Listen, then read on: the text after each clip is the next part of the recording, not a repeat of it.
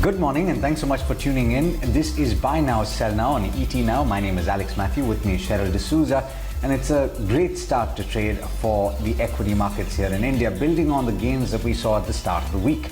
The Nifty-50 is comfortably above the 15,000 mark and the Sensex is above 50,000. So that should give you an indication as to what the mood of the market is. Not just that, there is just one stock that is in the red on the Nifty-50 today, and that is Bharti Airtel. It is down as much as 1.5% after the earnings for the fourth quarter disappointed to a certain extent. It was a mixed bag, and we've told you about that in the past. I won't delve too much into that.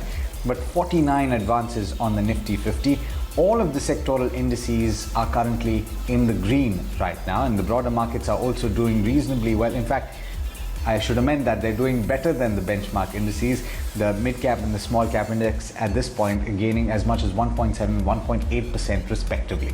So it's a good day. We're going to be talking a little bit more about a few individual stocks, and we are going to start with Reliance Jio in just a bit. But Cheryl, what are you picking up in terms of the stocks that are in the news?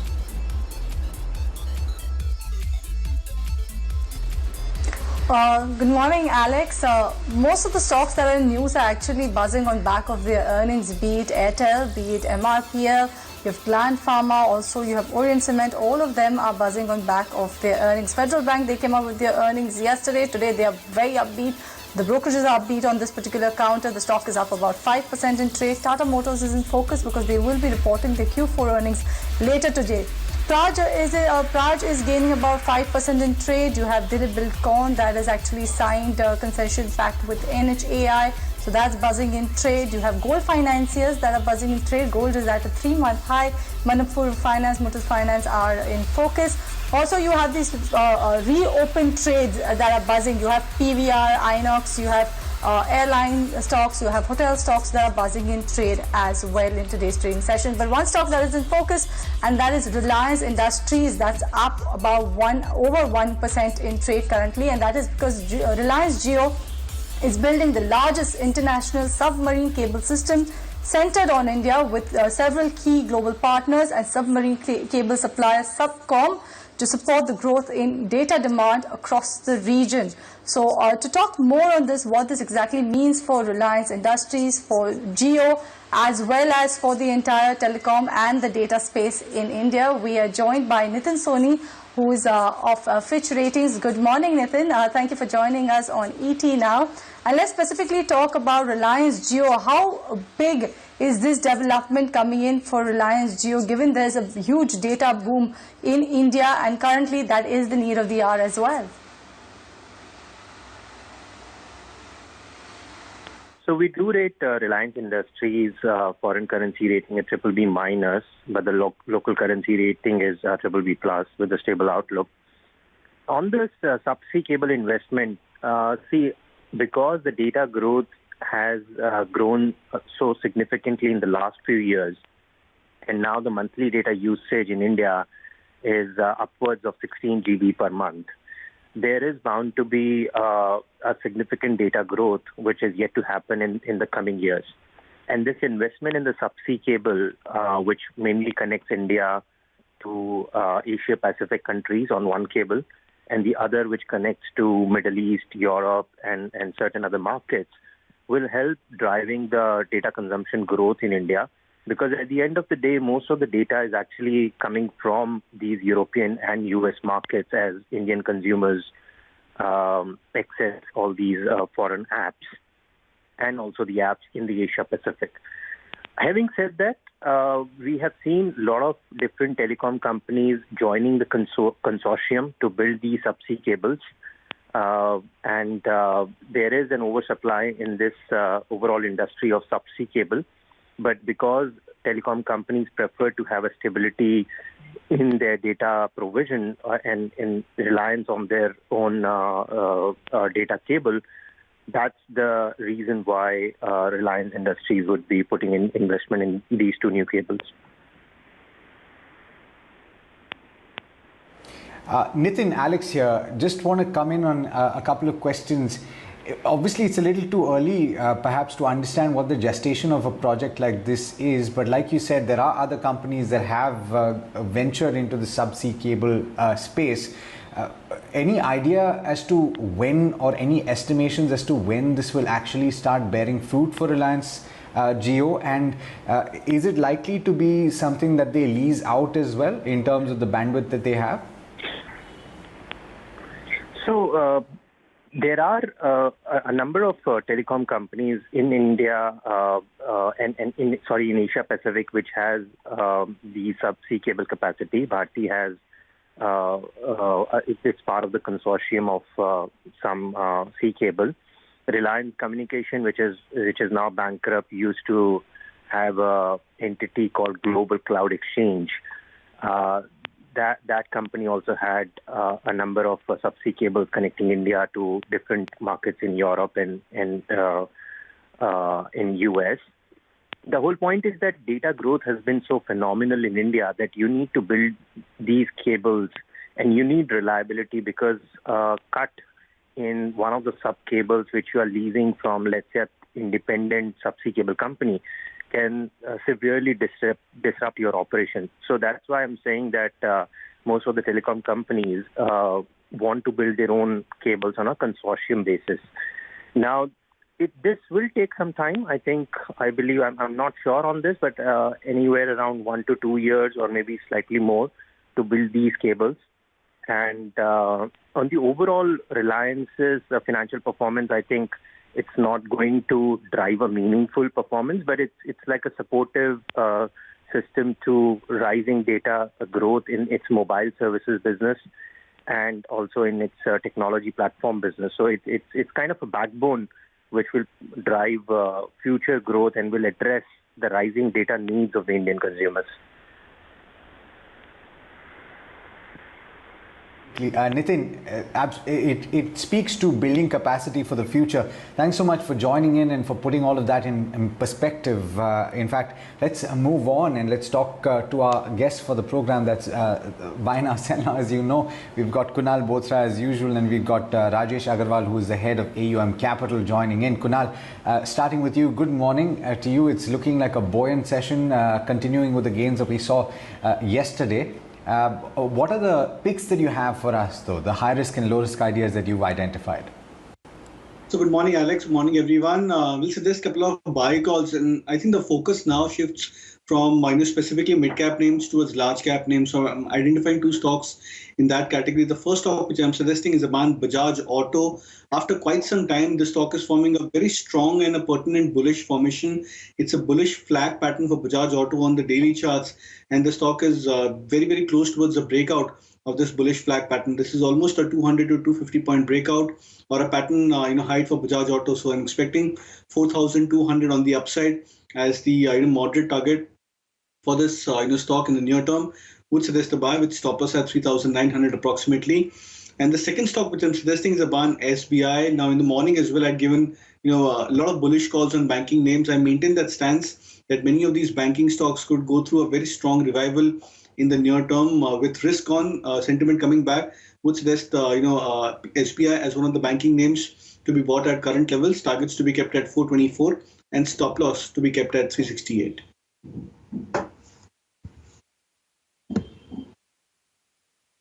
Right. Good morning, Rajesh. What are your high risk, low risk ideas for viewers? Morning, everybody. Morning, Alex. The current market scenario, we have seen that chemical stocks and pharma doing well, and we believe that in the times to come also these two sectors are going to do well. Hence, we have picked up two stocks, one each from each sector. The first one is Sharpa Medicare. This can be bought with a target of 600 odd rupees in the medium term. Maybe a higher target could be there in the longer term, but for medium term, it's 600 rupees target. It's a niche API player and it's building presence in formulations.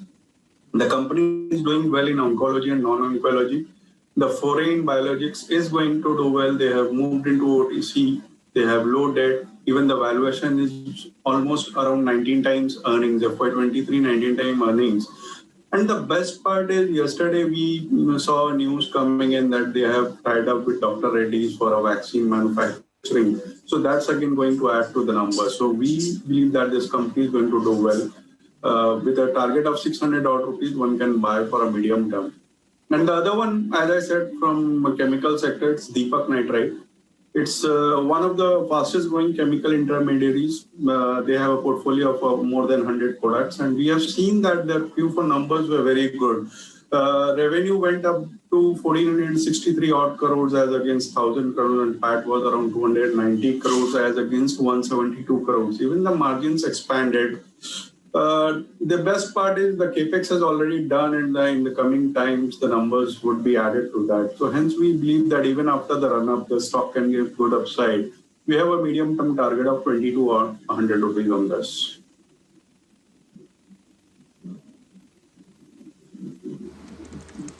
All right, there's the high risk and low risk ideas coming in from both of our experts. But time for a break in this edition of Buy Now, Sell Now. When we come back from break, we will come back with your queries. So don't go anywhere. Stay tuned.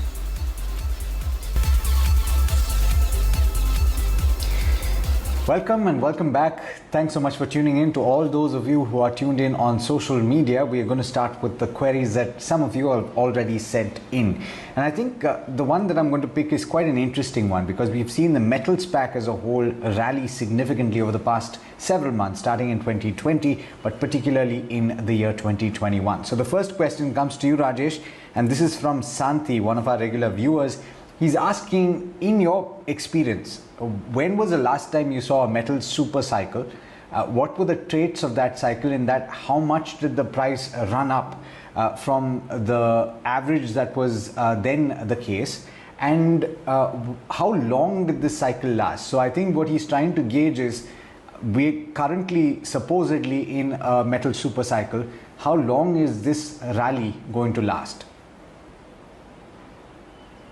The reply to this question would be a very large one. So, considering the time factor, I would just sum up in saying that the rally has at this point of time is in the initial stage, and I think that this is going to last for maybe another 1 or 1.5 years as such, especially in the steel sector.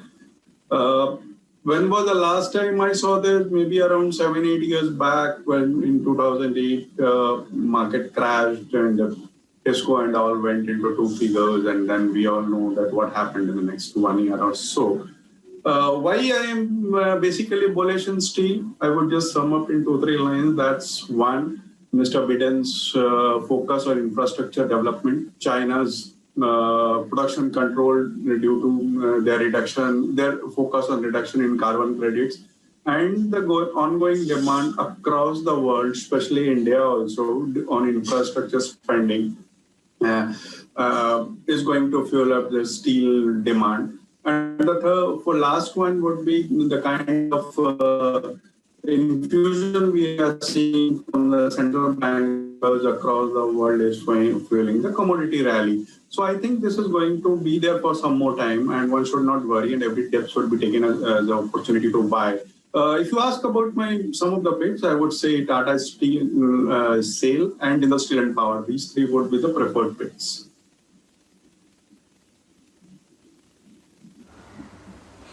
All right, that's the call coming in on the metal space. But let's get on board our next viewer query. And this viewer query is coming in from KR Balan from UAE, saying that it's about 500 shares of Dollar Industries at 250 rupees per share. Wants to know whether he should hold or switch. Kunal, what's your take coming in on Dollar Industries?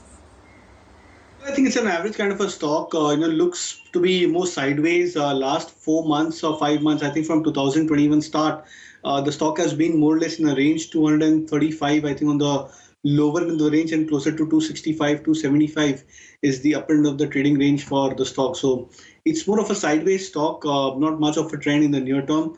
So I'm sensing that if it's specifically from a near-term view, you can hold on to your investments on the stock till the time it's trading above the key support level, which is around 235.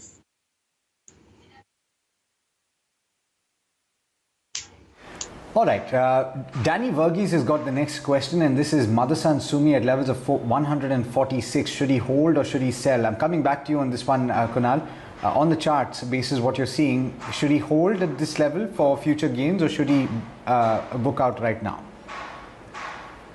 Definitely look to increase your holdings. In fact, over here, I would suggest that you've bought at a very, very attractive price, and the best part about it is that you've managed to hold on to your investments. Now look at the last 4 or 5 months specifically as well, that at a time when many of these auto stocks, and I'm talking the large cap auto names likes of Maruti, etc., they were the ones which were going through a corrective phase. The auto Ank space apparently did pretty well for itself. Motherson Sumi picked up a pace from that 165, 175 zone to a new zone altogether at 245 levels. Now it's perched very close towards breaking its all-time high levels as well. So it's a stock which is strong in momentum. It's a stock which has managed to outperform major of its peers, and I'm talking the bigger peers as well.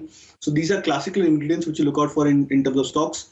I would suggest a hold, and if you have additional capital, assumingly, then I would suggest even a further averaging at current levels for getting maximum upside on the holdings which you have on the stock already.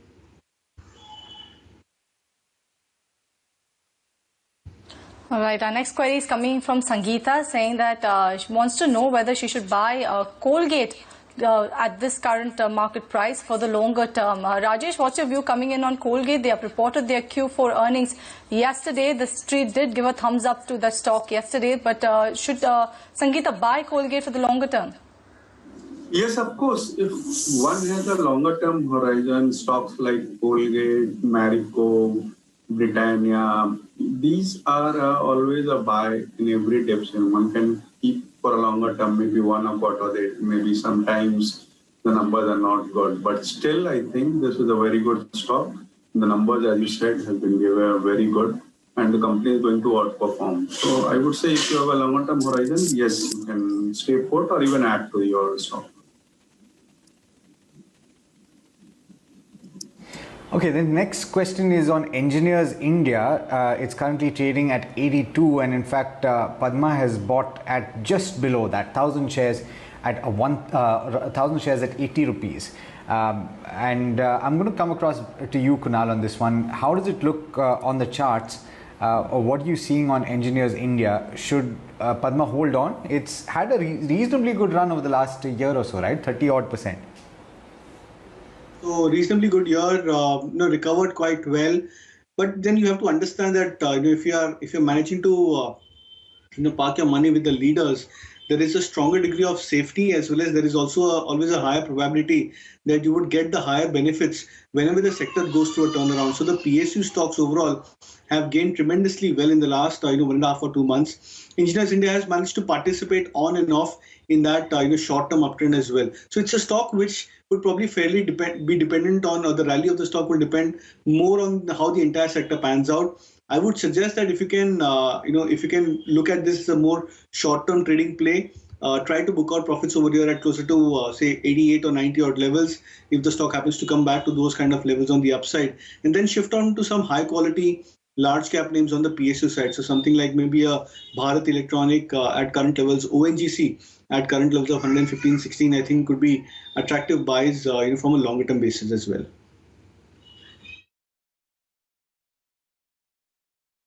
Next query is coming in from Shubh Mathur, saying that which PSU bank would you suggest that we enter at current levels?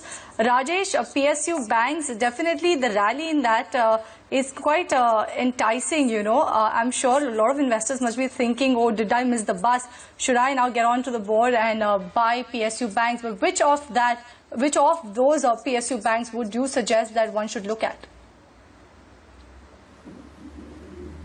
First one would be obviously Bank of India. We think this quarter the numbers are going to be very good. The lower provisioning. I won't be surprised if NII, net interest income, comes in, shows a growth in 2 digits. Valuations are also attractive, and it's one of the largest in the PSU space. That's going to be the first choice. The other one would be Bank of Baroda. After the acquisition of 2-3 banks, the merger of 2-3 banks, in that the size has become very big, and it's also going to show good numbers in the times to come. So I think these 2 banks should be kept an eye upon.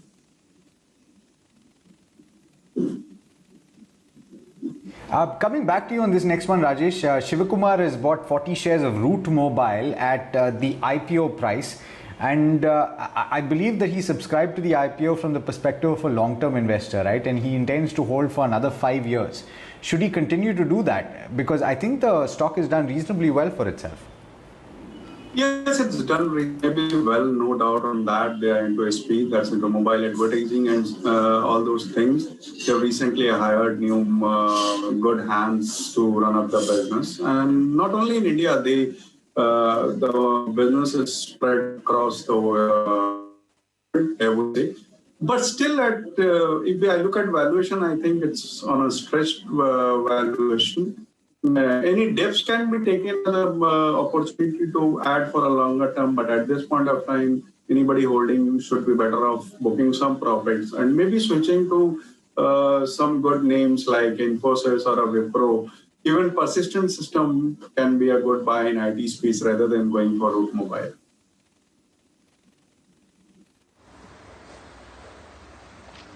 Next query is coming in from Rajan, and this is for you, Kunal. He wants to know whether it doesn't make sense to enter Lupin at current levels or wait for some more correction with a 6 to 12 month time frame. So what's your take coming in on Lupin? Should be bought into at current levels. Cheryl, the breakout which the stock had seen 2 weeks back, I think has been a very trend-changing breakout for the stock. It's managed to come out of almost a 5 to 6 month of consolidation. You call it underperformance as such. And, the stock has already been an underperformer as compared to the other large cap peers. So whenever you see such kind of breakouts, they tend to channel the stock to a new level or new high altogether. I believe that could be a classic case for Lupin. And since the viewer has that kind of a time frame and the appetite to hold on, I would suggest to look at Lupin at current levels and look to buy or average again if the stock comes back to that 1120 point, which was the breakout zone for Lupin. So I would suggest the buy. 6 month targets, I would probably place it closer to 1300, 1350 zone for Lupin. Okay, I want to come to you, Rajesh, on this next one, ITC, and it's a stock that a lot of retail investors have sort of been, given up on, and some of them still hold out hope. We've got Krishna, who's holding at an average price of 220, and the stock price currently not too far away from that mark. Should they continue to hold is a question. Very bullish. In fact, I would say I have been very bullish on ITC from the last so many years, despite the fact that it has not performed well on the bourses. But performing well on the bourses and being a good company are two different things. We know better. But ITC, as we all know, is a conglomerate into FMCG, tobacco, hotels, and whatnot, even agro business. Now, if we look at numbers, a large part of revenue has started coming from FMCG, and EBITDA is also coming from FMCG, a large part of that. Even tobacco has shown volume growth in last quarter, which was a positive surprise. There was no hike of taxes in the recent budget in tobacco as everybody feared. That again is a positive. And the best part is it has a strong balance sheet, strong brand portfolio, no debt at all, and trading at a P of less than 15 times, being an FMCG company, trading at a P of less than 15 times, whereas others big brands are trading at a P of maybe 80, 90 times. And even the dividend yield is around 5%. Somebody who is investing for a period of 4 or 5 years, ITC is the best bet. It's as good as a bank FD.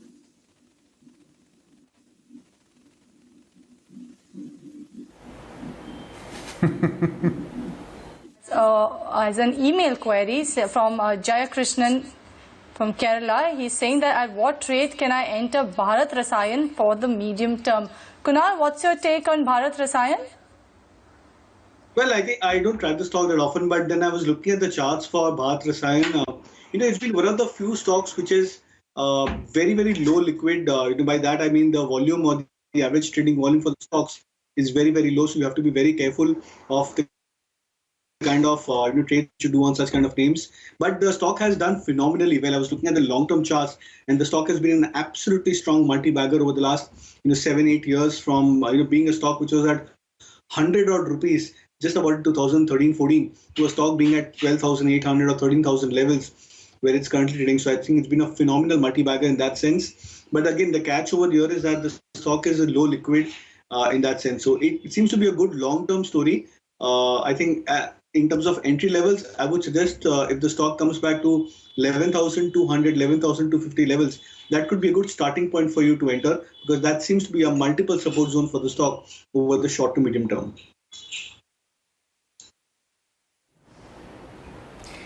All right, Rajesh, I must say that my wife likes fixed deposits a lot. I should tell her about ITC and what you said about it.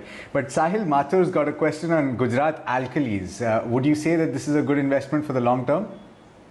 Yes, of course, alkalis are doing very well. The product profile is very good. Even they give good dole-out good dividend. The margins has been expanding, and as we said, that we are very bullish in chemical sector as such going forward. So Gujarat Alkali, yes, at these valuations are a good buy.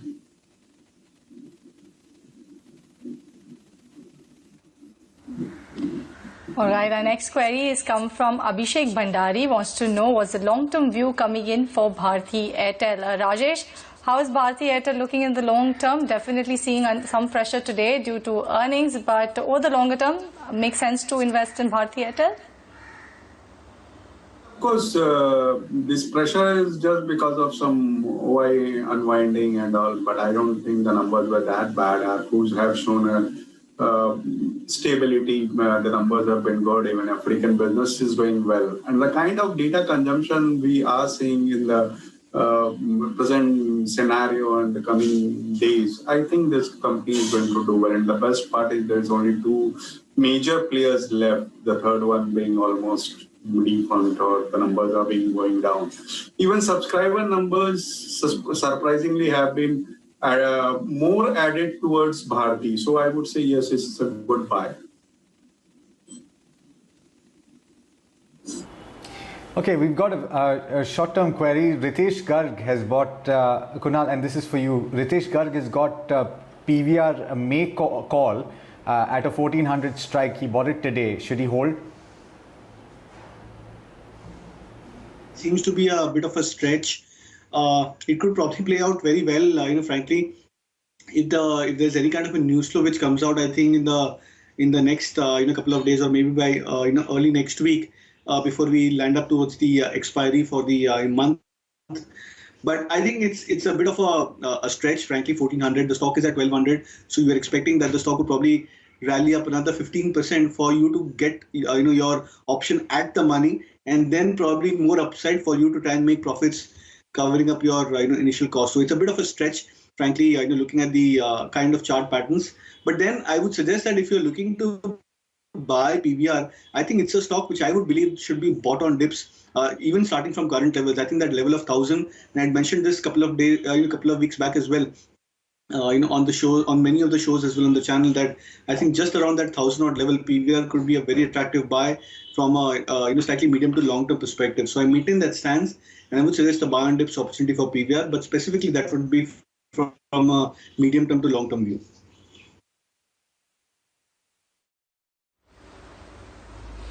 All right. The next query is coming in from Indu, asking that about HDFC Life. She's holding shares which she's bought at 520 rupees. That's the average price of HDFC Life that she's bought. She's asking when is it expected to start the next round of up move? Kunal, how are the charts looking for HDFC Life? Any signal as to when can you see the next breakout come in on the stock? Very difficult to anticipate when that breakout could happen. It generally gets triggered by, either strong buying patterns which you see across the sectors, or stock-specific, events or news flow. But then I think if you remember, I think a couple of weeks back we had done this, analysis on the insurance stocks, and I had mentioned that there was a phase where HDFC Life managed to outperform start of that March 2020, zone where markets bottomed out. You saw HDFC Life outperforming, but somehow in the last 1 month, you're seeing SBI Life as well as ICICI Pru, they managed to outperform HDFC Life by a good enough margin. The behavior of these stocks have changed. You've seen a strong rally picking up into these stocks. So I would sense from a very short-term view, probably SBI Life and ICICI Pru, they could tend to outperform. But as I said, it's very difficult to anticipate when the breakout move would happen for HDFC Life. It still remains a very good quality stock. So I think you should use corrections, specifically like what you've seen in the last 2-3 months, a 15 to 20% correction as good buying or averaging opportunity. All right, gentlemen, I'm going to request you to keep your answers just a tad bit shorter because we're going to try and fit in as many as possible. This next one is for you, Kunal, and this is on Just Style. Satya has bought at levels of 900. He's wondering whether he should wait for levels of 600 to average. Is that something that is likely to happen in the near term? Yeah, I think the major support for Just Style is around 625, which is the 200 moving average. So if you're looking to average your holdings on Just Style, I would suggest that wait for maybe some more correction. Let the stock come back to its 200 moving average. That would be around 625. That could be a good enough zone where you can look to average your holdings and then try and reduce your cost price.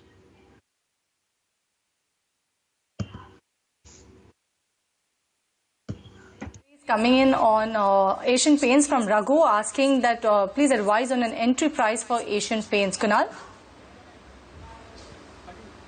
I was surprised that over the last 3-4 months back, the stock had gone through a corrective phase, and it was a very slow and subtle correction for Asian Paints from 2,800 levels. I think in a matter of 1 or 2 months, it had come back to 2,300. So you're talking of almost a 20% kind of a correction on Asian Paints, which is very rare, frankly, to see on this stock. So it's a quality name. I think you should start buying at current levels, specifically if your view is long term. And if you happen to be lucky and you get another 20% correction into the stock price, like what you did, what you saw in the last 3-4 months back, I think that should be taken as good averaging opportunities.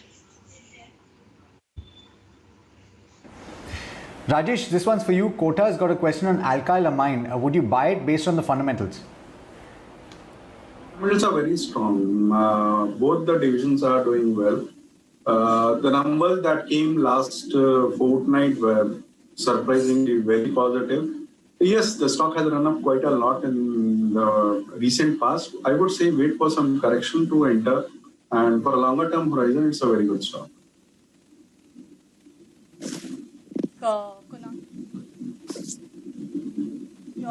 Next query is from Sagar. He wants a view on Bayer Crop Sciences. He's thinking of making a fresh entry for a swing with the target of 6,000 rupees plus. Is it possible, Kunal? Bayer Crop is the stock name. So again, a stock first, a caveat that it's again a low liquid stock. The average trading volume is just about in paltry, I think 10,000 or 15,000 on an average. Just be very careful and cautious in that regards. But yeah, I think it's nudging towards a breakout of 200 moving average. I would suggest that if you're looking to buy the stock, let it confirm this breakout above this 200 moving average. 5,500 approximately is that level for the stock. So you have to be very patient and let the stock break out above those resistances. Only then I would suggest that it could probably come back to a swing high of 6,000 plus levels, which you're anticipating. So I would suggest a buy, but only above 5,500 breakout level.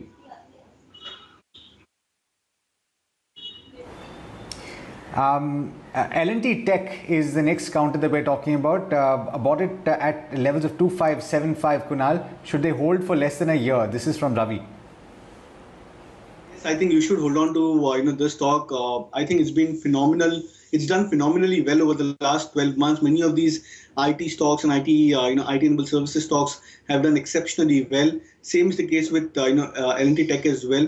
But again, just have some powder dry so that you can make use of corrections which happens along the way. The markets move; they tend to move in sectors and they tend to move in stages. And you probably would see a phase where the markets would get back into risk-on mode, and many of these IT stocks would come into a slight corrective phase. So take use.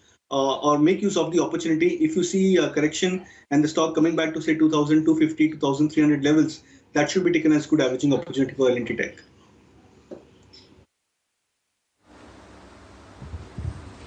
All right, with that, we come to an end of our query segment. Thank you, Kunal, as well as Rajesh, for joining us in the show, giving us your pick, and also resolving the queries. And on that note, we'll slip into a break on this edition of Buy Now, Sell Now. But stay tuned, more on the other side, so better don't go anywhere.